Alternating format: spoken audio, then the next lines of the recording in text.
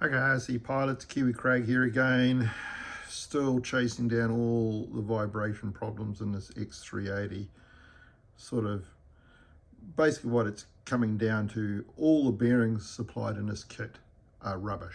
You've got to change the whole damn lot. And if you don't do that, you're just chasing vibration forever and a day. And it's also things like shafts are all machined undersized. I'll give you a little example. Here's the roller. Upgraded roller guide. The plastic roller guides are actually out of round.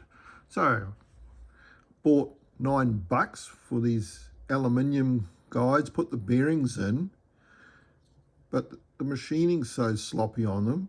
I mean, look at this. I mean,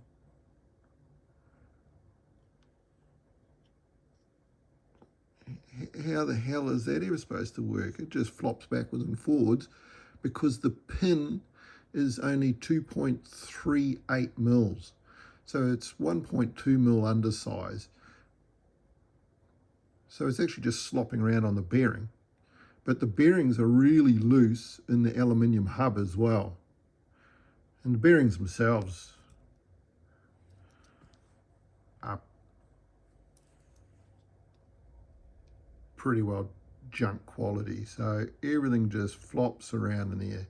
The pin's too small, it's actually loose. It doesn't even stay tight in the plastic right. It just, slops around in there and it's vibrating. The belt's just bouncing, making it do this. Boom, boom, boom, boom, boom, boom, boom, boom, boom, boom, boom, boom, boom, boom. And the whole lot is just gonna shit out.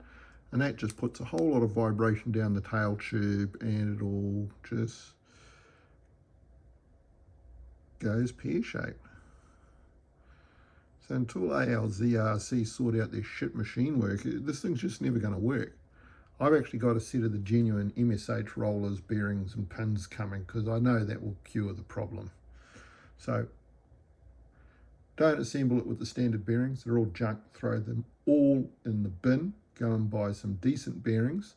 But then you're going to have to wrestle with all the pins. Now I would just use a 2.5mm drill bit. So all I'm going to do is, it's a 2.5 bit, it's 2.48, a little bit of wet and dry, and that is as tight as all hell through the bearings, and it's tight into the pin grip, so I've just got to cut these to length.